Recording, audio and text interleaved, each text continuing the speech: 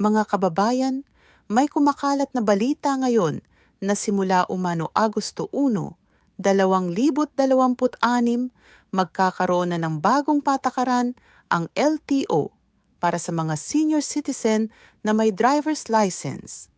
Sinasabi sa mga video na kumakalat online na magkakaroon na raw ng bagong medical requirements, mas mahigpit na proseso ng renewal, at magbabago pa raw ang validity period ng lisensya ng mga nakatatandang driver. Marami na pong kababayan natin ang nag-message at nagtanong, totoo ba ito? Kailangan ko na bang maghanda ng dagdag na dokumento? Baka hindi na ako makapag-renew ng lisensya ko simula Agosto? Kaya naman ngayong araw, dahan-dahan nating susuriin ang bawat detalye ng balitang ito. Bago kayo matakot, bago kayo maniwala, bago kayo magpasa ng kahit anong dokumento o magbayad ng kahit anong bagay, dahil dito, pakinggan ninyo muna ito ng mabuti.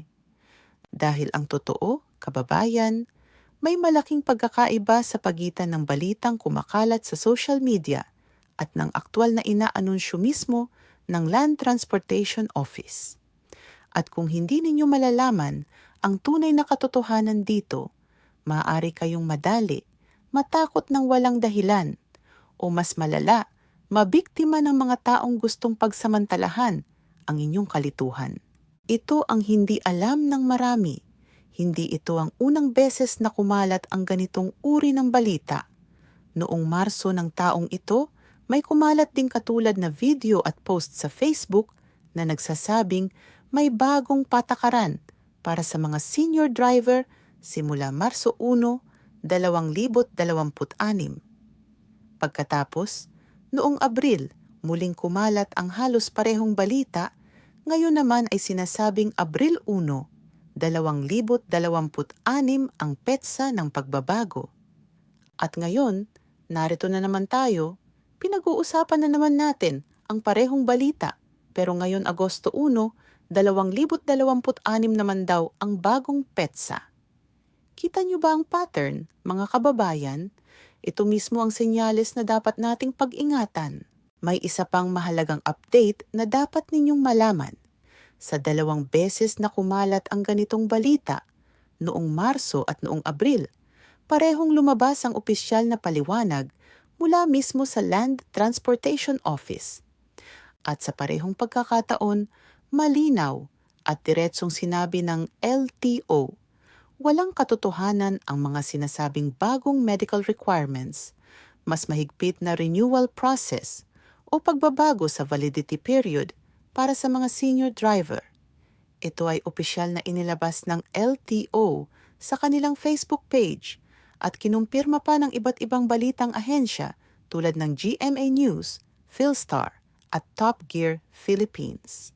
Ang eksaktong pahayag ng LTO, sinabi nila, wala silang inilalabas na direktiba o memorandum na nagpapataw ng panibago o karagdagang patakaran para sa pagkuha at pag-renew ng driver's license ng mga senior citizen. Ang mga umiiral na patakaran at proseso ay nananatili.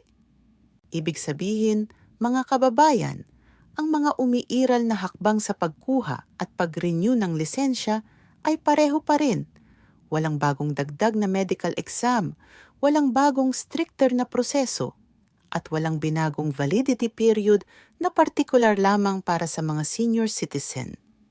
Kaya ngayon, tungkol naman tayo sa pinakamahalagang bahagi ng video na ito, ang pag-unawa kung bakit patuloy na kumakalat ang ganitong uri ng maling impormasyon at paano natin ito mapipigilan bago pa tayo o ang ating mga mahal sa buhay ang maging biktima. Pakinggan ninyo itong mabuti. Ang mga peking balitang ito ay hindi basta na lamang nagkataong lumalabas. May pattern ang mga ito. Karaniwang gumagamit sila ng larawan ng opisyal na figura ng gobyerno, halimbawa, larawan ng Pangulo, upang magmukhang lehitimo ang balita. Gumagamit sila ng mga salitang nakakatakot tulad ng bagong patakaran, mahigpit na requirements, o posibleng ma-invalidate ang lisensya upang mabilis kayong kumilos nang walang oras na mag-isip ng mahinahon. At pagkatapos, sa comment section o sa description ng video, may nakalink na buong artikulo na kunwari nagbibigay ng dagdag na detalye, pero kadalasan ito mismo ang pinagmumulan ng scam o phishing site. Ganito po ang gumagana ang mga ganitong scam, mga kababayan. Una, kinakalat nila ang balita para lumikha ng takot at pagkalito.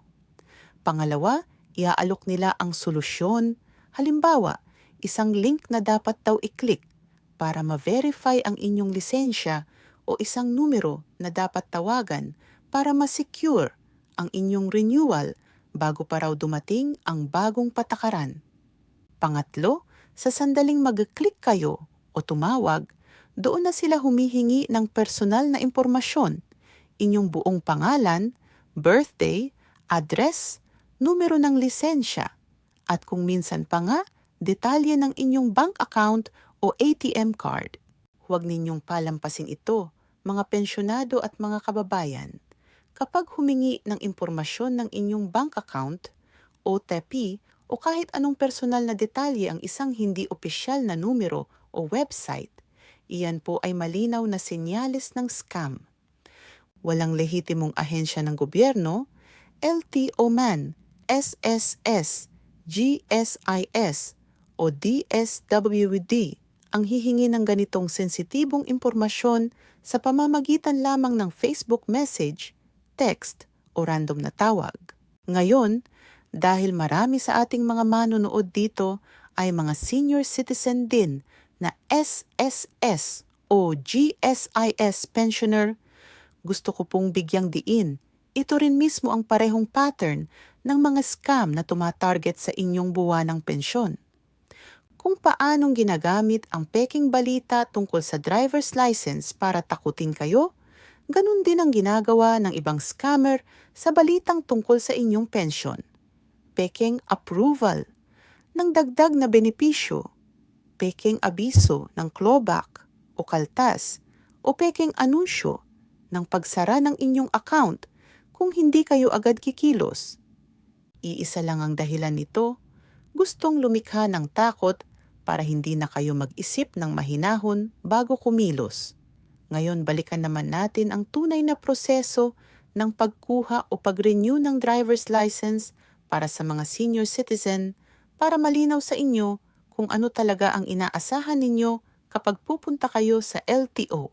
Para sa pag-renew ng non-professional driver's license, kailangan ninyong mag-submit ng valid na medical certificate mula sa isang LTO accredited na clinic.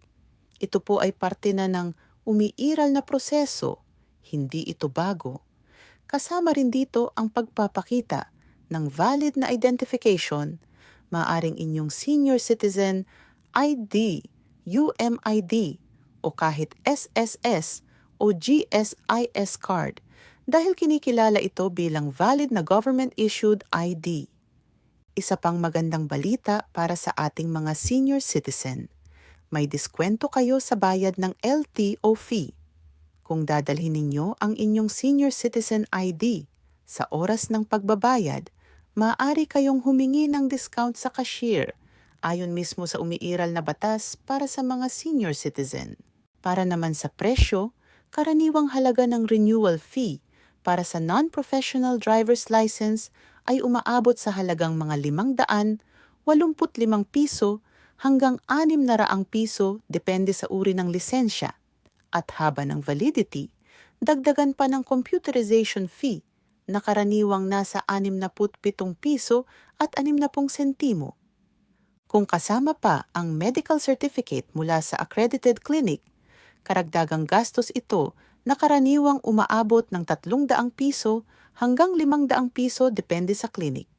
Sa kabuuan, ang isang senior citizen na magre-renew ng kanilang lisensya ay maaaring gumastos ng humigit kumulang 900 piso hanggang 1,100 piso, bago pa ang diskwento na maaari nilang makuha bilang senior citizen. At tandaan ninyo, walang karagdagang bayad, walang special processing fee, at walang espesyal na medical requirement na partikular lamang para sa mga senior citizen. Dahil muli, walang bagong patakaran na inilabas ang LTO tungkol dito. May isa pang mahalagang bagay na dapat ninyong tandaan. Valid ang bagong driver's license sa loob ng 5 taon mula sa petsa ng kapanganakan ng may-ari nito, maliban na lamang kung ito ay masuspend o ma-revoke. Wala pong nabagong tuntunin dito para sa mga senior citizen. Kung ang inyong lisensya ay malapit ng mag-expire, maaari na kayong mag-renew ng online sa pamamagitan ng LTMS portal o kaya naman ay direktang pumunta sa pinakamalapit na LTO office o LTO accredited na sentro. Ngayon, kababayan, dumating tayo sa isa sa pinakamahalagang bahagi ng video na ito, ang praktikal na payo para maiwasan ninyo ang maging biktima ng ganitong uri ng pekeng balita, hindi lamang sa driver's license, kundi maging sa inyong pensyon at iba pang benepisyo mula sa gobyerno. Una, huwag agad maniwala sa video o post na kumakalat sa Facebook, TikTok o Messenger, lalo na kung ito ay gumagamit ng larawan ng mga opisyal ng gobyerno nang walang malinaw na pinagmulan. Tandaan ninyo ang mga lehitimong anunsyo mula sa LTO, SSS o GSIS ay palaging nanggagaling sa kanilang opisyal na Facebook page, opisyal na website o opisyal na text blast na may malinaw na pagkakakilanlan. Pangalawa, kung may nakita kayong balitang nakakatakot tungkol sa inyong lisensya o pensyon, huminto muna kayo bago kumilos. Huwag mag-click ng anumang link, huwag magbigay ng personal na impormasyon, at huwag magbayad ng anumang halaga bago ninyo ma-verify ang katotohanan nito. Kung sa tingin ninyo ay totoo ang balita, maaari kayong direktang tumawag o bumisita sa opisyal na social media page ng LTO para ma-verify ito. Pangatlo, bantayan din ninyo ang inyong mga kapamilya at kapitbahay, lalo na ang mga hindi masyadong sanay gumamit ng internet. Marami sa mga biktima ng ganitong scam ay hindi mismo ang unang nakakita ng pekeng balita. Minsan, ipinapasa ito sa kanila ng isang kamag-anak o kaibigan na nag-isip na totoo ito. Kaya kung may makita kayong ganitong balita, huwag ninyong ipasa agad. I-verify muna ninyo bago ninyo ibahagi sa iba. Sa ganitong paraan, hindi kayo naging parte ng pagkalat ng maling impormasyon. Pang-apat, at napakahalaga rin nito, kung kayo o ang inyong mahal sa buhay ay tumanggap ng tawag o mensahe na nag-aalok na i-secure agad ang inyong lisensya o pensyon dahil sa bagong patakaran, huwag matakot. Hindi ganito gumagana ang mga tunay na proseso ng gobyerno. Walang ahensya ng gobyerno ang bigla na lang mag-a-expire ng inyong benepisyo nang walang paunang abiso, at walang bagong patakaran ang ipapatupad nang wala kayong opisyal na paalala mula sa kanilang tunay na channel. Kung nais ninyong i-verify ang anumang balita tungkol sa driver's license, maaari kayong bumisita sa opisyal na Facebook page ng LTO Philippines o sa kanilang website na LT o tuldok.gov.ph. Para naman sa mga tanong tungkol sa inyong pensyon mula sa SSS, maaari kayong tumawag sa kanilang hotline na 1455. At para sa mga GSIS pensioner naman, maaari kayong tumawag sa 8847-4747. Kung may nakita naman kayong pekeng balita o scam na may kinalaman sa pananalapi o banking, maaari rin kayong kumonsulta sa Bangko Sentral ng Pilipinas sa kanilang hotline na 870-87087. Isulat ninyo po ito, itago sa inyong tala at ibahagi sa inyong mga kapamilya dahil ang impormasyong ito ay maaaring makapagligtas sa inyo mula sa malaking pagkalugi. Mga kababayan, alam kong marami sa inyo ang lubos na umaasa sa katotohanan ng mga balitang nababasa ninyo online, lalo na kapag ito ay tungkol sa inyong lisensya, sa inyong kakayahang magmaneho, o sa inyong buwanang pensyon. Naiintindihan namin kung gaano kahalaga ang mga bagay na ito sa inyong buhay. Ang kakayahang magmaneho ay hindi lamang tungkol sa lisensya. ito ay tungkol sa inyong kalayaan, sa inyong kakayahang tumulong sa apo, mamalengke, o dumalo sa simbahan ng mag-isa. Kaya naman, mahalaga sa amin na palagi ninyong malaman ang katotohanan, hindi ang haka-haka, hindi ang takot na nilikha ng mga taong walang ibang gusto, kundi pagsamantalahan ang inyong tiwala. Kaya't muli nating balikan ang pangunahing katanungan sa video na ito.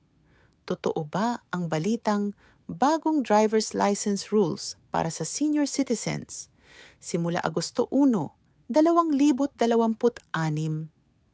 Batay sa opisyal na pahayag ng LT o sa mga nakaraang katulad na balita kung saan malinaw nilang sinabing walang bagong direktiba o memorandum na nagpapataw ng dagdag na patakaran para sa mga senior driver. Malaki ang posibilidad na ito ay muling recycled na bersyon lamang ng parehong pekeng balita. Ngayon ay may bagong petsa na lamang. Wala pong bagong opisyal na anunsyo mula sa LTO na nagpapatunay ng balitang ito sa kasalukuyan. Kung magkakaroon man ng aktwal na pagbabago sa hinaharap, tiyak na dadaan ito sa opisyal na proseso ng pag-anunsyo mula mismo sa LTO, hindi sa pamamagitan ng random na video sa social media. Mga minamahal naming kababayan, mga lolo at lola na nanonood ngayon, gusto naming malaman ninyo ito. Hindi kayo nag-iisa sa paglalakbay na ito. Ang bawat impormasyong ibinabahagi namin dito ay para lamang sa isang layunin na malaman ninyo ang katotohanan, maprotektahan ang inyong sarili, at mabuhay ng may dignidad at kapanatagan ng loob. Kayo ay naghirap noon, nagtrabaho, nag-alaga ng pamilya, at ngayon ay may karapatan kayong tamasahin ang bunga ng inyong pagsisikap nang walang takot, walang pagkalito, at walang pangamba na dinadala ng mga taong may masamang hangarin. Kaya sa susunod na may makita kayong balitang nakakatakot online, tungkol man ito sa inyong lisensya, sa inyong pensyon o sa anumang benepisyo mula sa gobyerno, alalahanin ninyo ang aral natin ngayon. Huminto muna. Mag-isip ng mahinahon. Mag-verify sa opisyal na pinagmulan. At huwag kailanman magbigay ng personal na impormasyon o magbayad ng pera dahil lamang sa isang video o post na kumalat sa social media. Kung nakatulong sa inyo ang video na ito, huwag kalimutang i-share ito sa inyong mga kapamilya, kaibigan at kapitbahay, lalo na sa mga senior citizen na hindi ganong sanay sa social media. Marahil, sa pamamagitan ng pagbabahagi ninyo nito, may isang lolo o lola na maiiwasang mabiktima ng scam ngayong araw. Huwag din kalimutang mag-subscribe sa channel na ito at iyon ang notification bell para hindi kayo mahuhuli sa mga susunod pang mahahalagang update tungkol sa inyong pensyon, benepisyo at kaligtasan laban sa mga scam. Mahal namin kayo, mga kababayan. Alagaan ninyo ang inyong sarili, maging mapanuri sa bawat impormasyong inyong nababasa at huwag kailanman kalimutan, ang katotohanan ay laging nasa panig ninyo. Hanggang sa muli, mga minamahal naming lolo at lola. Ingat po palagi at hanggang sa susunod na video.